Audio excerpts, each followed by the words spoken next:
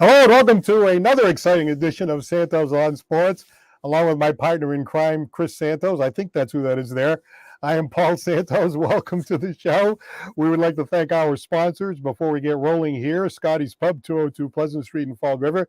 Citywide Glass with 3 locations to serve you in Fall River, Taunton, and Dartmouth. Lakeville Athletic Club, 325 Bedford Street in the town of Lakeville, where you can play tennis, pickleball, and more.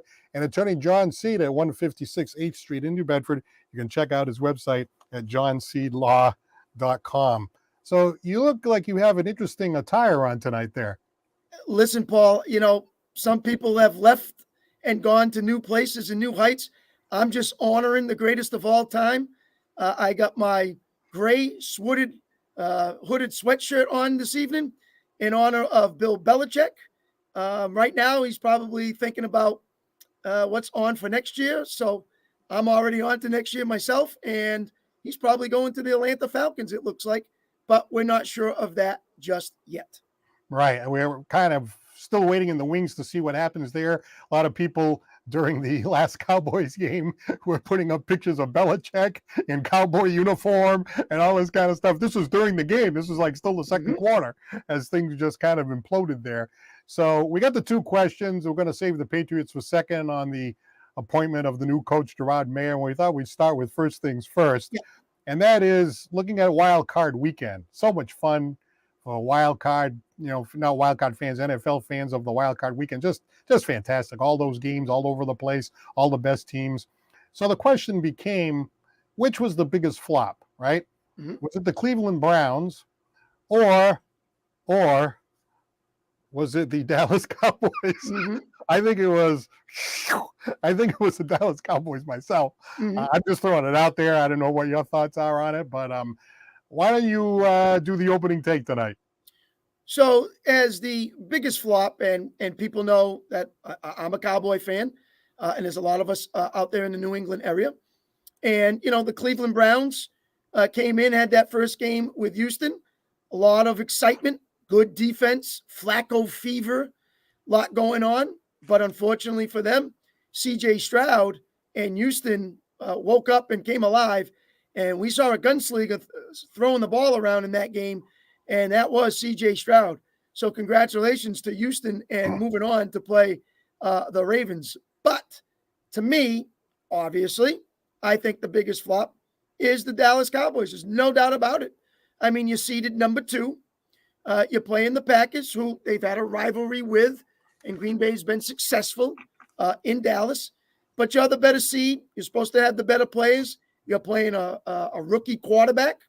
You're playing more of a kind of a rookie coach in some ways. So for definitely flopping, it's Dallas. They got off to a slow start. They came right down the field and scored. They had 2 3rd and 11s. And Jordan Love completed both of them, add in a couple of penalties, couldn't stop the run in that first drive. And the next thing you know, it's 7-0. So what do you got to do, Paul? You got to strike back. You got to come back. You can't go 3 and out. You can't lay a goose egg. You got to find a way to get points. After that, it was the Dak Prescott show. All right. It was as simple as that. I don't want to hear about 400 yards. I don't want to hear they scored 30 points or whatever it was. He came out at the end of the game when it was over, and he basically said, I sucked tonight. Simple as that. He is taking the blame. It's going all on his shoulders. He has to come out and execute. He made mistake after mistake. Him and Lamb not on the same page. Threw a couple interceptions, pick 6. No doubt in my mind, the Cowboys are the bigger flop, led by number 4, Dak Prescott. Well, I hate to bring this paper out this early in the show, but I'm just afraid that it really comes down to that. There are just certain athletes that tend to rise to the occasion. And as much as Chris is a big Cowboys guy, he's been very forthcoming about the opinion that Dak Prescott always seems to flop in the big moment. And I got to tell you, I'm watching that game. And as much as you thought I was going to go out and get a cheesehead and everything else so that I could enjoy this moment tonight, I was just kind of watching. I'm just kind of watching the thing, I'm watching this game. And boy, you could tell within the first 10 minutes that this was not going to be good. Even when it was 14-0, it felt like gee, this game might get out of hand. I mean, 14-0 is only 2 scores, but Prescott and Lamb weren't matching up very good. He's throwing the ball. He's looking at him. He's running the wrong route. Lamb's dropping the ball, even though he caught more passes all year than anybody else in the whole league. And then they look like they started arguing with each other. And I'm like, oh boy, once that happens, you're in trouble. You know what I mean? And the pressure. What do you think about the pressure? Because, here's the thing about the Dallas Cowboy fans, and it's not your fault. I think people dislike them because, America's team and all that. I think when they first called themselves America's team, and this is way before the Patriots started winning Super Bowls, right? Yep. I remember thinking to myself, the first time I saw that, I'm like, who the heck are these guys calling themselves America's team? I understand they got a big following and everything, but, America's team, you know what I mean? Like, it felt like it was a little pretentious, you know what I mean? So now they've gotten into this thing where they keep getting into the playoffs every year, and every year it's the same thing. They just can't get over the hump. Yep. and even get to the Super Bowl or even like you say, win an NFC championship at all.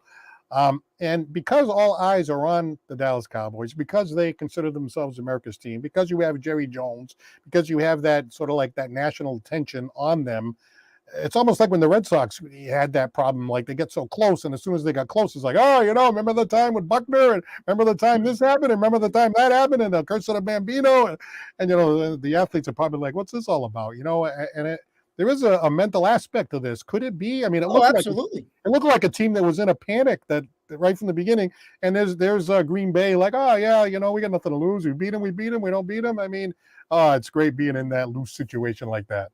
Well, you had the situation where Des Bryant in that catch at Green Bay, that one came back. The drop by Tony Romo in years past as well on the attempted extra point. So there's been some different situations in those playoffs, absolutely, that have really hurt the Dallas Cowboys.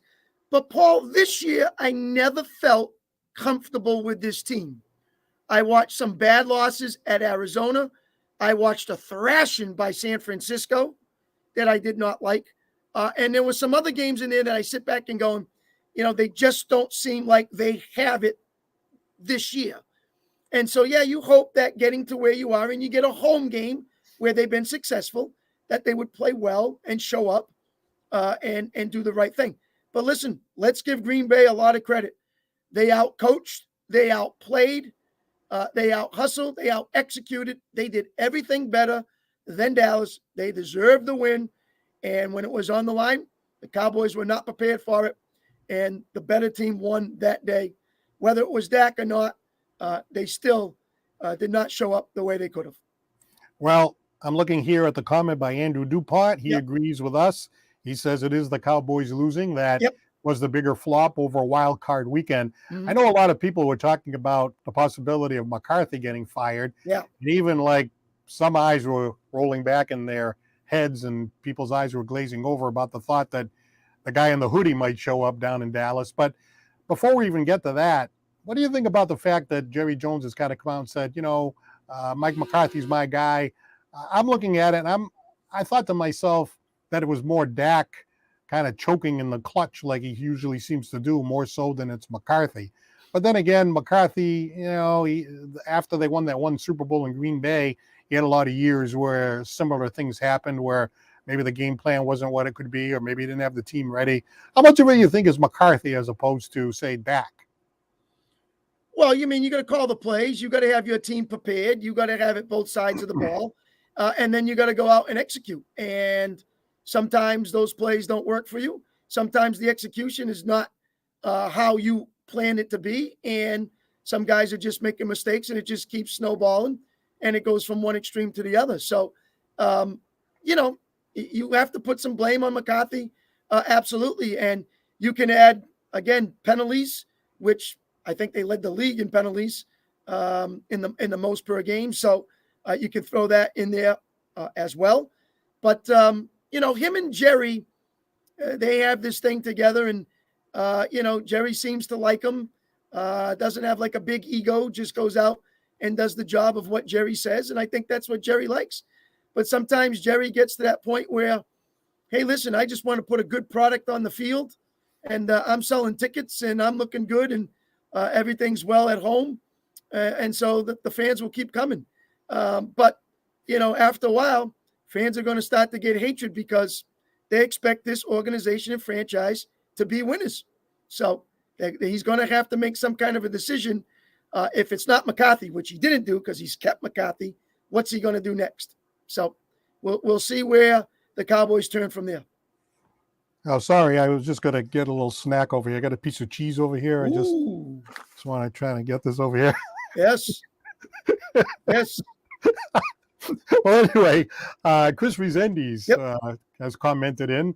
First of all, hi, Chris. Nice to hear from you. The Cowboys lost the so-called fraud bowl against Miami. Whoever thought Dallas had a chance was delusional. Well, you're saying that right now. You're rooting for them. You're hoping they can pull it off, but you had some serious concerns about the team as we were proceeding along. Oh, absolutely I did. And like I said, you got to go out and have some good, solid victories during the year. And I thought, that game, the San Fran game, some big ones. If you lose 28-27, I get it. But, they got spanked on both times going out and play and didn't show up. So, you got to put McCarthy and Dak together in the same sentence on how to make this team move. It puts both of them together, puts it on their shoulders. So you got to be prepared, and then you got to execute. So Chris, both of them have to be, in the process of what happened to this team this year. Right. Chris is also saying that penalties are the coach's fault. Undisciplined teams have a lot of penalties, and discipline falls squarely on the coach's shoulders.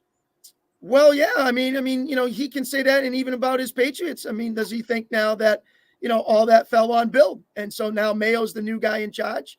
And we'll see if what he's talking about that turns in favor of New England and they come back stronger next year. So, obviously coaching has a lot to do with the game plan and then execution by the players. So it's got to be a joint effort, and it wasn't for Dallas, that's for sure. All right, and the second question, the appointment of Gerard Mayo as the new head coach of the New England Patriots. Andrew Jones says that he thinks the Patriots made a good choice. Okay. What about you? There's a school of thought that says, well, maybe it's the right choice, maybe it isn't, but the idea that they made it so far ahead of time and really didn't look around, and Robert Kraft saying in that press conference that he wanted to go with his instincts like he should have the first time he had the opportunity to hire Belichick. What about you? What do you think? Do you think this person has enough experience to take the reins here of the Patriots, or do you just think that possibly the leadership qualities and some of the other qualities that Kraft is looking for maybe what they're looking for? Well, it's an in-house decision, Paul. After 5 years of being on this team as a linebackers coach, they must have seen something in him, and the players, I'm sure, got involved as well to say, I think this is the guy who can lead us. Going to be the youngest coach now in the game. So they had something stored and planned for over a year. If they got it in the contract to say, hey, when Bill's done, you're coming in, they must have known right away that this is the guy we want to turn to. He has it with the players. He has it with the owner. He has it with the people. So they went in-house. They didn't do it, the old-fashioned way and get a lot of candidates in there and interviews. So they went in the direction they think is best, and they went in-house in the organization.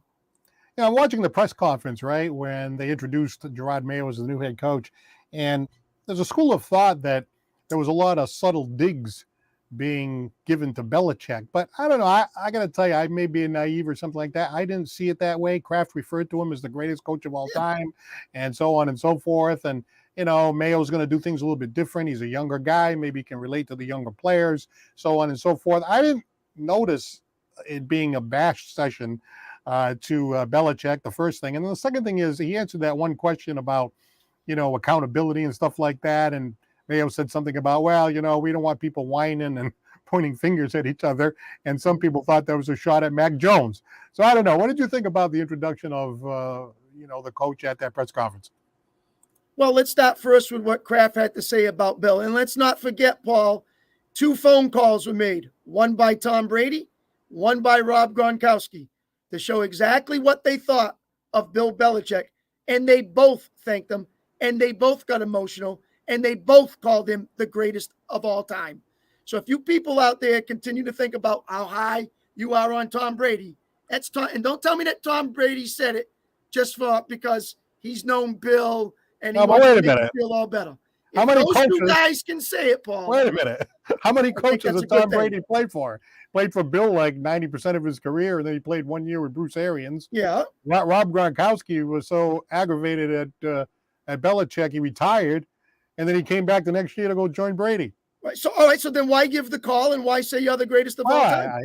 Why would both of them do that? Oh, just to be friendly, just to be nice? I don't see it. They said it for a reason. No. They knew. He thanked them for drafting him. He thanked them for, getting him on the team, for being a part and making him the player that he was, and so forth. And so did Tom. So, I mean, I think it's great. And Kraft said the right things, what he was supposed to say. Now they bring in Mayo. And of course, now there's all kinds of questions. Well, first of all, they come out with the race card. He's African-American. So all of a sudden, here comes this scenario. First black coach for the New England Patriots. They got to put that in there. I thought he handled all the questions in that session. And as he's done since then, handling all those questions. And he's talked about what he needs to, about nothing but football, Paul. Getting on track, getting this team back to where it belongs. How do you not love that? That's awesome. That's what that's what people want to hear. We want to turn this organization back to where it was, back to winning championships and getting the process that we need to do. Now, how are we going to do that? Well, now we got to have a good draft. We got to have coaches liable, responsible, talking to one another, asking questions. I'm going to answer them. I don't know everything. I'm going to work with people, get the GM you want, work with the owner, have everything hunky-dory. So I think he did a great job. Now, coaching, I have no idea. Usually people go from defensive coordinator, offensive coordinator, then become a head coach. Not much do you see like a linebackers coach. Yeah, there might be one or two, but, like I said, it's in-house. They think of him highly. The players like him.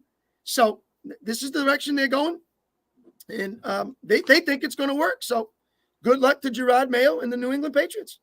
I think about, Tom Brady and Gronkowski saying, oh, yeah, he's the greatest coach of all time. And you're saying, well, that's good enough for me.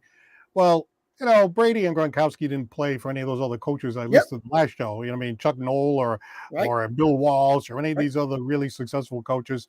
Right. So, just because, we're counting Super Bowls, this guy won 6 and that guy won 4. So this guy must be better than that guy. It's a lot more complicated than that.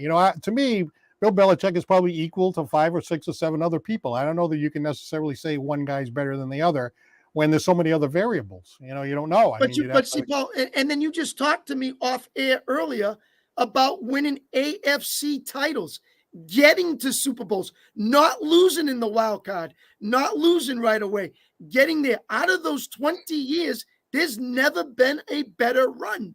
This guy has done it. Whether you like it or you don't, the success is right there, and the stats have been there for him. And both of those players who we put on a high pedestal recognized him as the greatest of all time. And yeah, obviously they're not playing for anybody else, but that's what they thought in those 20 years. They don't have anybody else to compare him to. No, but 6 titles could be 9 titles, could be 10 titles. And they thought that, hey, this guy has it, and they've seen other teams compatible, and they've played against other organizations. They watch other coaches and what they do and prepare, and they think this guy has done it the best out of anybody. It's interesting because Kraft said a few things in answer to the question about what are they going to do in the draft. And they're like, well, we have a system whereby recommendations are made on the draft and all that. Yeah. And so you got to wonder, like some people are saying, well, Kraft interfered with Belichick. That's what the issue was. Or maybe it was that Belichick didn't listen to, when the scouting department said, hey, take Deebo Samuel. And he goes, no, thank you. I think I'll take Cole Strange. It's like, what are you, some kind of an idiot? What are you taking Cole Strange for? So if you're not gonna listen to the experts and the stats and everything else, and then you're gonna run the team down to 4-13, I think that's a factor when you assess the total of the career. And again, we talked about it, the years in Cleveland, the years after the Brady years, 10 games under 500. Now I'm not saying he's a bum. I want to make that clear. He's a good coach, but I just think that all these other guys are too. That's all. And that's fine. But I go back to the years when he was winning, because what you see when they're losing and you say all those things, I want you to say the same when he's winning. Yes. About the good drafts that they had, about the great free agents they came in, the salary cap they had to use, and how that all worked out. And then it was hunky dory. But now when it turns south, we're first to jump right on it. We can't wait to say, well, these guys can't play for him anymore. The X's and O's ain't there no more. The game plan's not the same. See, it can change that way very quickly. That's today's football. That's the way that it goes. As much as, okay, this guy happens to be in camp. Let's put Cinco from Cincinnati when he was there. Well, nothing against Ocho Cinco. He played great for the Bengals. He came to New England, man. He didn't even know what a play was. He didn't understand this system. He couldn't figure it out. So they got rid of him and said, this ain't worth it. Guy was never the same since. Was that a great move? Probably. You know what I mean? And now you come out last year and say, well, who was available? They went some free agents. They brought him in. Now they didn't sign him. Okay. Maybe Bill said they're not going to fit my system, but yet the guy goes out and plays for another team and does well. So now that's a bad move. All that stuff that happens every year for every team. It looks great when it works for you, and it looks bad when it doesn't. So, you even like what Chris Resendiz is saying, with Gonzalez and Juden coming back, that defense is still strong. Absolutely. Now you're talking about signing a veteran quarterback. All right, Baker Mayfield, Kirk Cousins, a couple of guys out there. He's talking about, drafting Marvin Harrison. He's talking about getting Evans and Pittman Jr. Now, that's great in theory, but can all that happen? That's tough. That's difficult. You got to work at one thing at a time. Of course, money talks. Other people want to get them. Obviously, other teams want to go after these guys too. So, that's how it works. And unfortunately, it's a business, and it's whoever can deal and make the best moves usually works out well. So I can agree with Chris in what he's saying in there, but it's tough to get everything. And he's talking almost 5 or 6 different people. That's hard to do. Well, here's the thing, right? When Tom Brady left the Patriots, right? I was all the way on the side of Belichick and the whole Belichick-Brady thing, right? And again, I want to rehash the whole thing, but I just remember he left. Brady leaves, right? So I think to myself, there was some discussion about, well, maybe Brady is a system guy, and there was some discussion about some of the coaches under Belichick were like, we can win with any quarterback in the top 15. We don't need this guy right here. So I'm thinking, yeah, that's right. I agree with them. I think they can win with anybody. In fact, I think they're going to keep going to the playoffs even without Brady. How do you like that? And then I see the next year, and I'm like, then I see the next year, like, then I see the next year, then I see the last year, I'm like, my whole theory about the Patriot way and all that was blown out of the water. Mm-hmm. So the players win the games. You know what I mean? You don't get me wrong, the coach is important too, but the idea that Brady was some system guy, that turned out not to be true. All great things must come to an end, Paul. He's not a system guy. Brady was more than a system guy. All great things must come to an end. Brady was not a system guy. Brady was more than a system guy. Things worked out the way they needed it to, and now it's time to move on. The age is caught up. The play of the NFL's caught up, and they're happy to part ways in a way that they think it's going to work out for both of them. So Mayo's the next generation to say, hey, I know what this game plan is about. I know what these new schemes are about. Boom, this is what I'm going to do. Meanwhile, Bill's going to sit back and say, hey, I got to think, who can I go out there and really help out right now and make it to that next level? Atlanta was the top. 4-12 4 years ago, 7-10 the last 3 years. Can Bill put them, above 500 and get them into the playoffs? Is that what that coaching staff's looking for? Is that what that owner wants? Or does he want a Super Bowl ring? There's a lot of ways to do it. And so you figure out what's best for both, and that's what New England has done. Well, the AFC East right now. Okay, we got Aaron Rodgers, we've got Miami, which is no slouch. We have Buffalo, Josh no Allen. Slouch. So now you have the AFC East that has really 3 teams that are really tough. Okay, not the case over the last 20 years. Right. So now you got that NFC. What is the division with Atlanta? NFC South. South. Yeah, New Orleans, who's Tampa, in that division? Atlanta, and Carolina. Tampa Bay that gets in the playoffs at like 9-8. That's it. Yep. Ooh, that's going to be tough. Why don't you come back and let's see a coach against the AFC East? Different story. Anyway, let's go to Nelson from Fall River. Hey, Nelson. I don't know about that. Hey, Nelson, are you still there? Oh, we lost Nelson. Call back, Nelson. No, Nelson's here. I'm here. Oh, you're on there. Oh, hey, Nelson. Oh, How are right, you? Nelson. Welcome to Santos on Sports. You know, it is time that the NFL remove the Dallas Cowboys being dubbed as America's team, because when you are called America's team, Right. you just don't consecutively lose like this. You ought to just take the star off their helmets, because they're not even a one-star team. They're a no-stars team. Mm-hmm. To subject America to watch that shellacking, given the fact that they were like one of the highest performing offenses in that season, Correct. they let everyone down. And I only have one question for your other host over there. Did you see my video? Did you get a chance to see it? Yeah, what happened was he sent me a video of Stephen A. Smith. I tried to forward it to you, but I think you saw the Stephen A. Smith rant. Didn't you, Chris? Or did Are you you talking to me? Yes. I don't watch Stephen A. Smith. Yeah, I know. He can't. He Yeah, dislikes I don't Stephen A. like Stephen A. It has not, and let me tell you, Nelson, it has nothing to do with the Dallas Cowboys. Right. I am just not a Stephen A. Smith fan for other reasons, I know. and I'll just leave it at that. So But I guess I don't watch him. I haven't watched him from day one. If you guys believe in him and watch him, and nothing to do with Dallas, I don't. No, like I him. didn't say that I believed in him and watched him. But apparently, he went on a kind of a. Oh, he always does. He kind of made fun of the Cowboys a little bit. Yeah, oh no, he always will. People tell me that all the time. So, but I don't watch him, and I don't watch him for other reasons. I thought Dallas was going to go with Bill Belichick, go a whole totally different direction. It's badly needed, but he's sticking with McCarthy, and that's his decision. Yep. But I'm telling you, it is time to remove this team.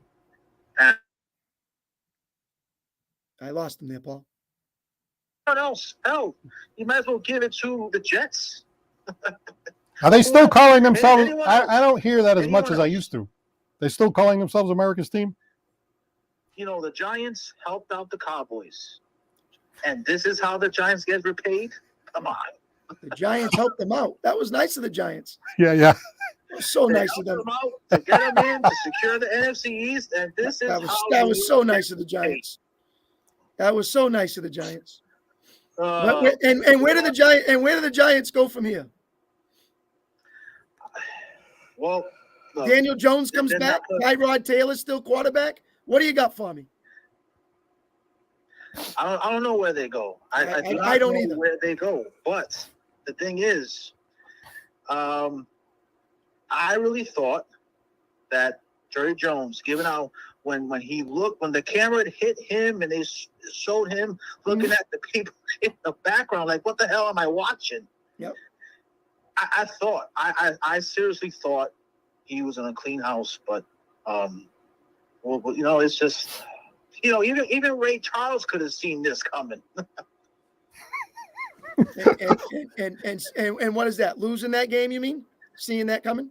Yeah. Yes, it was just so many missed assignments. I mean, I don't know. Like, it was like a lack of communication with the defense. It was just a game that I wasn't expecting to see. I mean, I was expecting them to, to lose, but not in that fashion. There was some miscommunication everywhere, and it's everyone at fault. You know what I mean? Everyone's at fault with this, but it's not a good showing, and hopefully, come next season, they have to tighten in the loose screws with this, because if that happens again next season, I think Jerry Jones would give Mike McCarthy the boot. There's no way he should be gone this year. Coach, no, he should be gone now. But that's what Jerry has to find, someone that runs the show and the puppet, and he just pulls the strings, and that coach does what he wants him to do.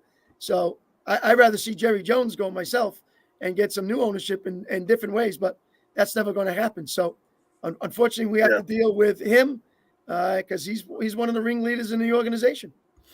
Yeah, but if you get rid of McCarthy and Dak Jones is still there, you still get the Dak Jones issue. The Dak Prescott issue there. Yep.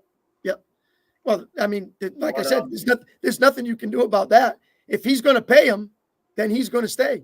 But he continues to think that he's going to be the best quarterback for this team. I don't see it, but he does, and he's the owner. So he makes the decisions.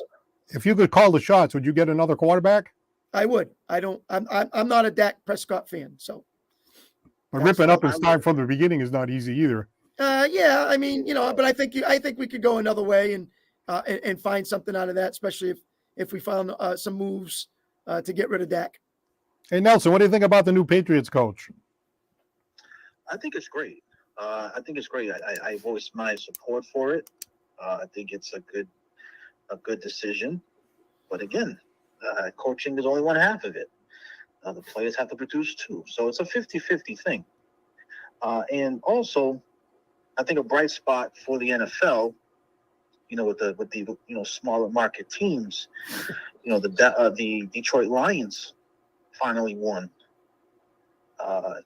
After all those years, decades. Mm-hmm. Detroit needs it. Same thing with baseball, with Cincinnati Reds.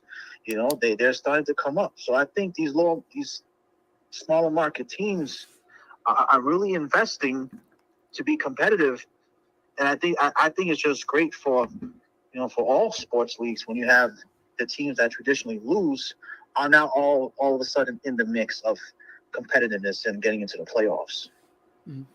All right, Nelson. Well, thank you very much for the call, and please call again. All right, we'll do. You both have a good day and stay warm out there. All right, thank you very much. Nelson from Fall River. Okay, so Chris Orlowski says, well, you don't see it being Dak as the best quarterback, Dak Prescott. So who should be the quarterback? The quarterback for Dallas? Yes. If not Dak? Yes. Well, obviously it depends on what you do with Dak.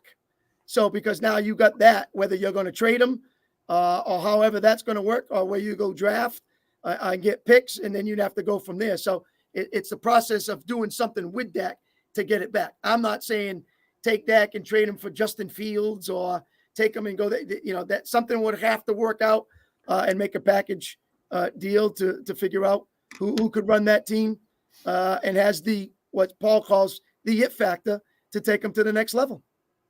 I'm watching the press conference again, get back to the Patriots for a moment, Gerard Mayo, and, we heard about him, obviously a great leader. He did a great job on defense for the Patriots, all pro. He became a captain very quickly. He seems to have all those leadership qualities. That's kind of hard to quantify. I mean, some people seem to have those leadership qualities and others don't. He seems to have that. He's there. He presented himself really well, I thought, at the press conference, right? So I'm listening to him and I'm getting really my first impression, basically watching him, because I really hadn't heard him too much before, and I was impressed by a lot of the things that he had to say. And I'm hoping that that's a good sign. Again, a lot of stuff has to come together. Who's the offensive coordinator going to be? Although I have to say, I'm not saying the offensive coordinator is overrated or anything like that, but I keep hearing about, well, who's the offensive coordinator going to be? Who's the offensive coordinator going to be? Who's the offensive coordinator going to be? Well, it really doesn't make any difference who the offensive coordinator is if you have an offensive line that can't block. So obviously there's other issues that need to be taken care of, but these are big decisions that have to be made, the coaching staff, the buy-in. And then I think I heard Kraft say Patriots have a lot of cap space, and he doesn't want to go out there and be a flop after he let the greatest, so-called greatest coach of all time go. They had a 4-13 season. There's nowhere to go but up. So I think Kraft is going to spend some money and maybe, combine that with a good draft and whatever they're going to do with a quarterback and whatever. And hopefully they can get back up into the 500 or maybe a game or two over 500 and compete for a playoff spot. What do you think? About a GM? And what about a GM? Right. That's an interesting question. And, he said that they were going to, I think he used the phrase appoint somebody, which is fine. Hopefully you want to have that before the draft because somebody's going to make that final call. But again, these are big organizations, right? So if you go through all the analysis and the scouting department says, okay, you can go this direction here, you can go that direction there. This is one way we could do it. There's another way we can do it. Somebody's going to make the call. But you really are relying on a lot of data, and you really are relying on a lot of expertise. So a lot of times we can say, well, Bill drafted Cole Strange. That was a bad move. But he also drafted Rob Gronkowski, right? So again, unless you're behind the scenes and you know who recommended what, you know what I mean? Like, it's hard to say, well, except I do think that Bill kind of rejected recommendations a lot and went off on his own thing, like in that Cole Strange pick, when most people had him going in the third or fourth round, and he blows the first round pick on that. So I do think that there's some legitimate criticism there.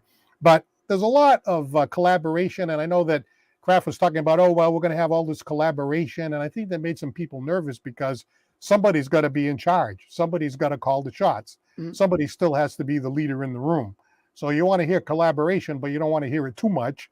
So I think maybe that's what people were concerned about. But again, you have a lot of experts, and if you have the right people making the right recommendations, doing the right work, and maybe they made recommendations to take, say, Deebo Samuel or something like that, right? Or McCaffrey or something like that, right? And they didn't do it. And they're looking at, gee, maybe we should listen to our scouting department. So maybe that's why Kraft is saying those things. Yeah, and they just hired this a female new vice president to assistant with the Patriots, and Robin Glazer. So I don't know anything about her, so we'll have to look that one up. But listen for that name. So new VP of assistant with Mayo, and so she's on board. So we'll see what that looks like. And even listen to what Butch Ferreira has to say. Let the results speak for themselves. I believe fans are in for a rude awakening. So almost trying to say, Paul, do you think this is going to be an instant success turnaround? So now they got rid of Bill, Mayo's in, instead of 4-14, you're going to go 14-4. I mean, do you expect right? Do you expect this? Okay. No. So is this a plan for a 2-year, 3-year, 4-year, 5-year? I mean, they got some good people. They got some good stuff on defense. Need to shape up in a lot of different places on the offense, plus what goes on with the coaching. And again, as Butch says, let the results speak for itself. So a lot of things are in plan for this team. It just can't happen overnight. So you're going to have to wait and see how it goes. Right. I think, trying to look at it glass half full rather than half empty, right? Okay, you're 4-13, right? So, I mean, you can't get too much worse than that. I guess you could go, 2-15, I suppose. But I mean, at 4-13, you're almost better off taking over a team when you're 4-13, as opposed to 10-7 or something like that, because that way you can go up from there. Okay, and then you're looking at a lot of those games last year, and Bill pointed this out too. There were a lot of games last year where they were right there. You know what I mean? They were right there, except they were just a few players short. And you think about like Juju Smith-Schuster dropping those balls, or Devontae Parker dropping these balls, and I mean, you're like 1 or 2 catches away from winning 2 more games there. The field goal kicker, that was a disaster. So if Kraft is really planning on spending a lot of money, I mean, you can't buy yourself a championship, but if you have a good draft, you develop some of the players that you already have, like you got Bondmore there, had a great year. The injuries last year to some of the players that are coming back. Judon and Gonzalez. I mean, 2 guys on defense that could really, make a couple of pick sixes or a couple of sacks and turnovers. I mean, there's another 2 guys. Those are your best 2 players on defense. So they're going to have them back as long as they can keep them healthy. Just keep going from there. Right. So now, say you bring those 2 guys back, you still have Bondmore, and now you sign a free agent or 2. And all of a sudden, you got something to work with. Now you go back on offense. You got Ramondre Stevenson, who was out. Yep. The offensive line, if you can spend some money and get some offensive linemen in there, I'm sure the offensive lineman free agent you can get in there. Try to get the quarterback, whoever it is, some protection. Obviously, you're going to make that decision on the quarterback. I mean, based on what I saw last year, the difference between this team at 4 wins and like say 7 or 8. I think they easily could have won 4 more games. There's a good free agent out there coming from Dallas. If you want him on the offensive line, last name Smith, you may want to get Tyron out there and bring him to New England. A good player. So yeah, we know what the weaknesses are, Paul. We've been saying it all year long, what they have to find. Now it's time to work together and go out and get the job done. Now that's going to make some fans happy. And it's going to make some fans scratch their head and go, we're not doing what I thought we were going to do. So let's see how the ball falls and in which direction they turn. Scott Madera says, don't they have like $100 million? I think the Patriots fans would hope that they buy a new offensive team to compete. Well, I don't have the specifics on the money, but yes, it's one of the top ones in the NFL.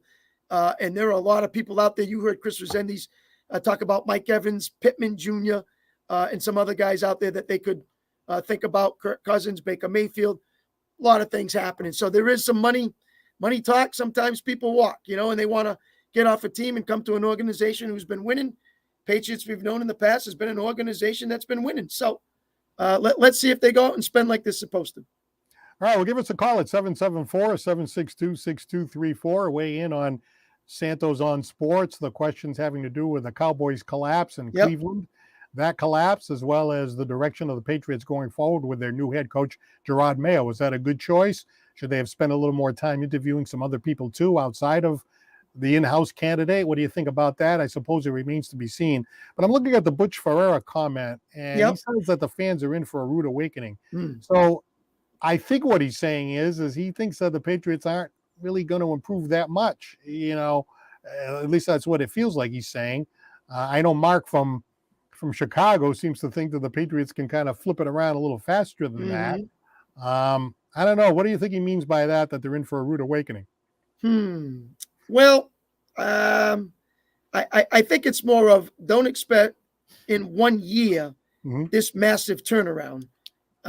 More of maybe, building that process to get there, to make that next run. So I don't know. That's what I'm thinking. But, who knows? I wonder what Gerard Mayo thinks of Mac Jones, if he likes Mac Jones, if he doesn't like Mac Jones. He made that comment about, and Zappy too. And Zappy also. Zappy too. And then the other thing too is, what would they be if, you had an offensive line there? Now, somebody's going to say, well, Mac Jones, he's mediocre, whether you have an offensive line or not. But again, you're thinking about those two games where Parker dropped that ball and then didn't want to admit that he dropped the ball. He kind of like fluffed it off and then say, hey, I should have caught that, Smith-Schuster, I think, did say he should have caught the ball.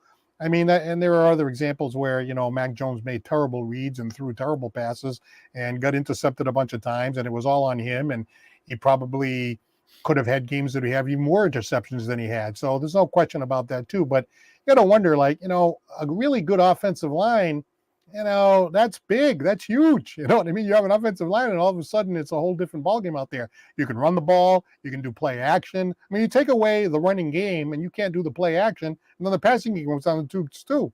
So I don't know. I don't know how good Mac Jones could be. I think his arm strength is suspect. They always said that he was really smart reading stuff and, learning the cerebral part of the game. Zappy, the thing I like about him is his ability to move in the pocket. He can step up in the pocket and he can do stuff like that. But I don't know. I got to wonder, who's the quarterback going to be? What does Mayo think about the quarterbacks, the ones that they have, the ones in the draft, and ones that could be out there for free agency? Well, if he's an X's and O's guy and comes up with a game plan to say, I got to get my top position, which is quarterback, and I got to make myself happy, I got to make my coaching staff happy, and I got to get my players happy. And I need someone that can do that. Now, if it's those two guys, that's yet to be determined. But at the same time, there are some other guys out there that can, maybe be a little bit better, cost a little more money, a little bit older, a little more seasoned. So if that's the route that they would like to go, we'll see which direction they want to turn. But I'm sure it's a top priority. But that being said, Paul, what about Mike Vrabel? What about Josh McDaniels? What about some of them guys that have been around the area almost to say, hey, these guys could be coming in. These guys could be doing something, and we keep it, again, Patriot way and get these guys back in there to go with Mayo. Haven't heard any discussions at all about at least those two guys or anybody else, like Belichick's son and a couple other ones that are sticking around or are being more involved. Well, it's interesting you mentioned that because, somebody mentioned about Josh McDaniel and I heard someone go, oh, no, not him again. That's just like, winding it back another time. Let's just roll it back again. But, McDaniel, hey, obviously when he had Tom Brady, that was, much easier for him to have success. But he did have one good year with Mac Jones. Again, I think that year was a little overrated because they beat a lot of teams at the beginning of the year, which I don't think were that good. And then towards the end, they didn't play very well. But still, I mean, I got no problem with McDaniel. And McDaniel's a seasoned offensive coordinator. He had success. He learned under Bill. I mean, just because he can't necessarily have success as a head coach doesn't mean he can't do really well as an offensive coordinator. And if you have an offensive line and you have given him some players to work with, I think Josh McDaniels can be successful. All right, Paul. So you know what's been going on, and you know what's out there right now. And Scott Medeiros came out with a good question. Mayo says they plan on drafting for a position that is very, very important to the team. Sounds like a QB is what they are drafting. Or do you see a wide receiver? Because that's another position that I thought was very poor. So, knowing to you, Paul, third pick, you're on the clock. Caleb Williams, Daniels from LSU, the kid from North Carolina, Marvin Harrison. You know, lot of things going on. Do you listen like what Scott says and says maybe what Mayo thinks and quarterback's the way to go? Or do you find a way to say, well, I think this wide receiver really needs a stud and this kid Harrison's it? Yeah, I got to tell you, I like the idea of going for the wide receiver only because, you know, if you look at the history of picks up at the upper echelon of the draft, Yep. it's such an inexact science that my fear is that they're going to grab one of these quarterbacks and you're going to put them into a situation where you don't have the roster that really is significant enough to have success. And you could end up with another situation where you ruin a guy. It happens so many times. Yeah. It happens all the time. I mean, even Mac Jones, who may not have been quite up in the echelon like they thought he was. I mean, there's some school of thought there that says that they ruined him too. And there are a lot of quarterbacks that didn't pan out. And if they went into the wrong situation and they were rushed in, and then on the other side of the coin, they're using Jordan Love as an example of the opposite, where they brought him in, they had him behind Rodgers, they didn't rush him, they let him develop, and now look at him. He's playing very, very well. He's playing with confidence. He hasn't lost his confidence. They haven't broken him. So I like the idea of, you know, and again, I don't have all the data in front of me. Again, you have to kind of rely on the experts a little bit, I think. But, you know, I like the idea of grabbing Harrison and then maybe grabbing a quarterback a little bit lower in the draft, and then either giving Zappy and Mac Jones a fair shot, or maybe a trade for a Justin Fields, or give Derek Cousins a chance to come in and kind of be the bridge guy that the new quarterback learns on, or something like that. I mean, I don't know. I'm just afraid that they're going to grab that quarterback right at the top, and then you're not going to be able to surround him with enough people, and you're going to send him in there too quickly, and the possibility is that it's a bust. Well, the question is there another CJ Stroud out there? You know what I mean? Houston got him. They put him in. Again, Houston doesn't have all the great pieces of the puzzle. They're good, and they got some, you know, different players, but this kid was the real deal, and look what he did for them. So are these guys out there this year in Williams and Maine and Daniels and Bo Nix and you know, and Penix and all those guys? Is there one of those guys out there? And if there is, you know, do you take that chance? You know, that's the key, Paul, the chance. You know what I mean? And I'd like to have some kind of veteran behind him just in case it doesn't work and he can get in there, as much as what the Colts did when they grabbed Richardson. But at least they had a guy for backup if Richardson flopped a little bit, or at the same time he got injured. And then, you know, they came in with Minshew, who was kind of a veteran. So the Pats don't have that. You know, I mean, you got Jones and you got Zappy, who haven't really shown anything. So to come out in that position and then, you know, it doesn't work. Whoa, what do I do now? You know, so it's going to be interesting. Free agency, you know, Baker and Kurt Cousins. So there are a few guys that they could fall on, but at the same time, I still think Harrison, I think a wide receiver, something to bring something to this team to really jumpstart them. And I think that's where they should go. All right. Interesting analysis from Chris Santos. If they're. Well, you know, it is going to be fascinating because think of all the things that are happening right now. You got a brand new head coach, right? Yep. Somebody that, well, he doesn't have a lot of experience, but he has these leadership qualities and craft, you know, seems to like to go with his instincts and all that. Okay. Now you got to get offensive coordinator, defensive coordinator, general manager. Okay. Mm-hmm. Now you got to not blow this big pick. Either use it, trade it, trade down, do something with it, right? You don't want to blow this opportunity because you don't want to finish that low in the standings to have a draft this high. You don't want it to happen too often. Right. So you have that. And then you have the combination of players that are injured coming back. Some of the players that were successful in terms of the draft, like Barnmore is one example, right? Ramondre Stevenson coming back, right? And then the possibility the Kraft is going to spend money. So you have all these different things. Now, even if you do all that, you still got a very tough AFC East. So, boy, there's just a lot of things to think about as we proceed into this next Patriot season. Yeah, and how about Scott Medeiros asking about Russell Wilson? Right, we didn't mention him. I mean, again, now in that's a lot of money. You're gonna have to spend a good chunk if you want Russell Wilson. So, there goes some of that budget. I don't know how they want to really resolve that and move that money around in a lot of positions that they need to fill. So, but he's another option. All right, 774-762-6234. Give us a shout here on Santos on Sports. I think Derek Cousins was one we mentioned before. Russell Wilson, there's a few other quarterbacks floating around. But, these quarterbacks have had situations where, they had some issues in the places that they were just at. So now it's a question of, okay, was it unique to that situation? Was it unique to that team? There was a reason why they weren't successful. Why would they come here and now be successful? Not under Belichick or somebody with a lot of experience, but a Gerard Mayo, right? Mm-hmm. So I don't know. I mean, Russell Wilson, I don't know if I were him that I'd want to take a chance on the Patriots in this particular situation.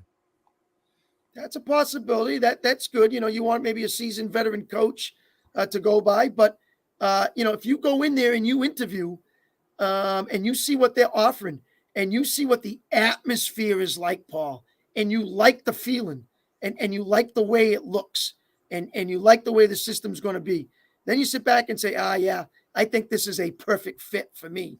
And so maybe that's something that, that will intrigue some free agents to come to New England.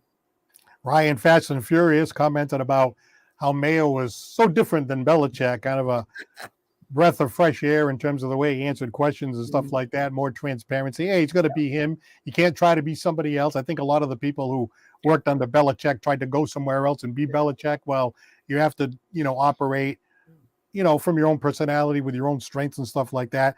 And Ryan is not so thrilled about having McDaniels come back again. He's thinking, maybe new coach, maybe you ought to go in another direction and kind of start from scratch and try to, go in another direction and maybe try to keep up with the game the way it is now. Well, definitely the media is going to like it around here, talking to Mayo more than they like talking to Bill. So that will keep the media a lot more happier in the shows that we watch here locally. And as for the offensive coordinator, I can agree. I think that, what Bill brought, what Bill had, if they're changing everything, I think it's time that everything changes. And I'll agree with that and say, okay, let's go fresh in a lot of places. And so, and really get into what Mayo thinks can really help him as an offensive coordinator. So, yeah, I'm going to agree with Ryan on that one and like that decision. And it probably goes double for Billy O'Brien. Well, that's possible. Yeah, and still we haven't heard much on his name and what happens there. So waiting to hear about if he's staying going and what it looks like and what Mayo thinks. Well, it's interesting because, we talked about it before. Matt Patricia, Joe Judge, basically getting lambasted for an entire year, and they did better than Billy O'Brien did if you're just going by the record. Well, Matt Patricia's taking a lot of heat in Philadelphia right now. They're saying he was a lot of cause of some of the disruption of the Philadelphia Eagles, by the way, who did not play very well. And that could have been another big flop out of a team down the stretch, along with the Cowboys and Browns, because Philadelphia, remember, the coming back from a Super Bowl, right? Let's talk about that, to now running the table early and then having an awful second half, and talk about a big flop and losing it in the second half and then losing to Tampa in the playoffs. So I know we didn't put them up there, but definitely I thought the Eagles were more of a flop than the Cleveland Browns, that's for sure. But I still think the Cowboys were the most. Isn't it funny how, all eyeballs are kind of on the Cowboys there? We're not talking about these other flops. Like everybody just wants to talk about the Cowboys flop, America's team. Oh, not that America's there. Here's Ryan from Rochester. Hey, Ryan. Hey, guys. How's it going? Hey, Rhino. Yeah. Speaking of America's team, is another Cowboys fan over here. What's going on, Rhino? Yeah. You probably saw my first comment there. Yeah. I think that the Cowboys are easily the biggest flop there, and like I had said in that comment before, like at least with the Browns, like obviously you had like your fourth quarterback in there who was playing really well beforehand, but you saw even during the regular season he was throwing for a bunch of yards and scoring a bunch, but he was still turning the ball over a decent amount, so that was going to come back to bite them come playoff time. Not to mention that when they beat him the first time around, it was with Case Keenum at quarterback. So you got really a rookie phenom in C.J. Stroud coming back, and D'Amico Ryans with a much better game plan on defense. But I'd say it was to be expected the second time around at home. They're probably not going to lose to the Browns twice in Houston because they've lost, when they lost the first time around, it was at home. Like and with the Cowboys, I always joke about how it's. Even as a Cowboys fan, I always expect the same thing every year. But man, this is just a new low. Like you finally get the 2 seed, so you have at least you would have at least supposedly home field advantage until such time you go to maybe the title game. But then you just completely fall flat on both sides of the ball to the 7th seed, the first 7th seed in the history of the game to upset a 2 seed since that new 14-team playoff format came about. And, it's like the lack of preparation on both sides of the ball. Like that is as bad a defense as I've seen Dan Quinn call. And, I don't look into Dak's final stat sheet all that much because, he threw for 0 yards in the first quarter, and all those yards and touchdowns they threw for, it came once they were down 48-16. So I don't put much stock in that. And them holding on to Mike McCarthy, it just goes to show that, like I texted you guys earlier, Jerry doesn't really care about winning. Like as long as, he keeps the revenue coming in, as long as they stay relevant enough to keep that revenue coming in and to keep Cowboys fans getting tickets, he doesn't really care about winning all that much. How about the Eagles, Ryan? What'd you think of that? I mean, talk about a team in the second half that really went south. And as I said to Paul, Matt Patricia's name is coming up in the news as a guy who really did something in that locker room to kind of change the atmosphere and bring it down, according to sources. So I thought they were a pretty big flop, too, after being what they did with the Super Bowl. Yeah, I mean, considering not only what he did here as an offensive coordinator, but how he was as a head coach in Detroit, I'm not surprised that he has that reputation in the locker room. Not only that, but just around the league. But even when they had their 10-1 start, like you said that you saw that there were issues, especially on the offensive side of the ball. Like clearly, Brian Johnson was a massive downgrade from Shane Steichen, who's now doing a fantastic job in Indianapolis. The offense doesn't look the same. The defense, how they replaced Jonathan Gann as a defensive coordinator. I thought Sean Desai was going to be an upgrade at first. He ended up being a flop. Then Matt Patricia comes in and makes it even worse. So just all around it was a bad operation. Like I'm not sure if I've seen a coach carried by his coordinators more than Nick Sirianni. I gotta say, amazing they can get to 10-1 like that, and look like heroes, and then all of a sudden that turned really quickly for them. But going in, I didn't see the Eagles looking that good, and I actually thought Tampa could easily win that game compared to obviously what our Cowboys did. Right, that's one of the reasons why I think that. Maybe we weren't thinking as a flop, going into the playoffs, like maybe earlier in the year, but like they limped so badly into the playoffs. Yes. And when they lost the playoff game, it didn't seem as shocking. Correct. Yeah, that's true. Absolutely correct. So Ryan, what do you think of the new head coach of the Patriots? I gotta say, like I also commented, like, listen, any change from Bill Belichick in terms of being able, like, his press conferences will obviously be a lot more watchable because he's not as much as a d-bag to the media as we can see here. He's much more transparent, even though he's not. Like I didn't need him to like give me like a draft board or a plan in free agency in order to make me happy. Just anything that's a change of pace. And I don't know if you've seen some of the reporting in terms of like the coordinators that he's looking to interview. I like the fact that we're kind of, even if we don't go outside for the front office, which I still hope is in play, he's looking outside for his coordinator hires, particularly in special teams. He's looking to get an interview with the special teams coordinator in Atlanta, and that's going to be a welcome change of pace because as I told you multiple times, Joe Judge and Ken McCord, they suck as special teams coordinators. So, I'm hoping that that'll still carry over for the offensive side of the ball, because, again, it's nothing against Josh McDaniels, but I think it's just time to either adapt to the league on the offensive side of the ball, either whether you go with the McVay, Shanahan style of offense, or maybe see if you can bring Eric Bieniemy in for an interview, see if you can kind of get some ideas in terms of like the Kansas City style of offense. So, the fact that he's kind of willing to go outside, at least for some interviews, that's a good sign so far. My hope is still that, him being one of these former players, it could be like like our version of like a D'Amico Ryans or a Mike Vrabel. But I'm excited for what's going forward. Mm-hmm. All right, Ryan. Well, thank you very much for the call. We really appreciate it and look forward to calling you again. No problem. Thanks for having me on again. Thanks, Ryan.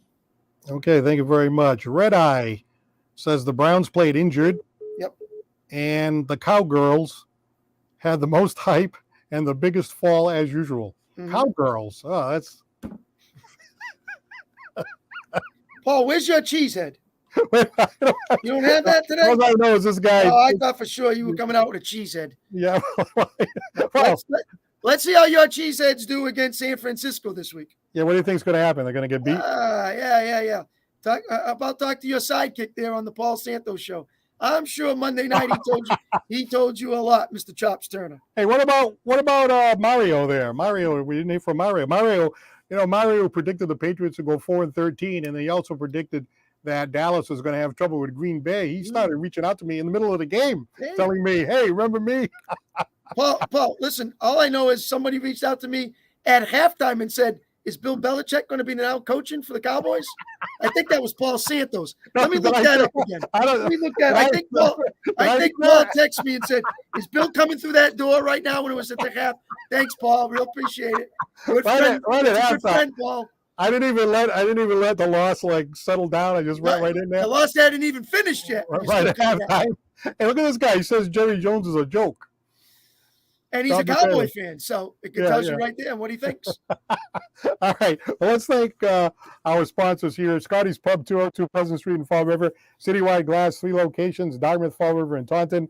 Lakeville Athletic Club, 325 Bedford Street in Lakeville. Attorney John Seed, attorney at law, 156 8th Street in New Bedford. You can check out his website at johnseedlaw.com. Well, it should be an interesting weekend coming up. We got some good, Bruins and Celtics games. Hey, the Celtics, they've got the defending champions coming in tomorrow night. They do, the Denver Nuggets. Yes, that's a good one. So let's see if Porzingis can hang with the MVP, Mr. Jokic. That's going to be a good matchup. But I'm looking for some other ones because Tatum and Brown will have to play their game to beat this team. They're going to have a good 5-man rotation.